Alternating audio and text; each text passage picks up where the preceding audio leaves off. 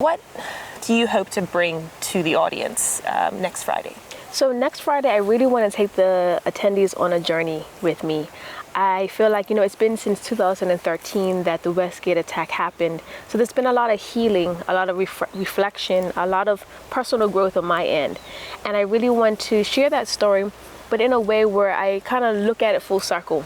I feel like during the times where I was interviewed right after the attack, I was in shell shock. And you could probably see that if you were to look at some of that old footage.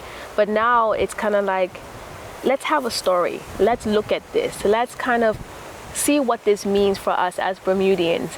One of our own caught up in an attack. We call it Kenya September 11th.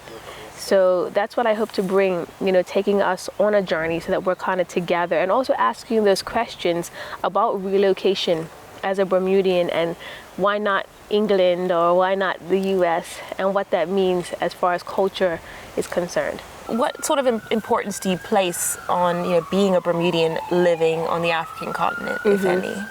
So being Bermudian, obviously a Black Bermudian of African descent, and many of us as people of African descent, we think we know what the continent is, and we have this very distorted, very distant view, maybe this very National Geographic, starving people, guns and riots, and that sort of view. That's the only story that we get.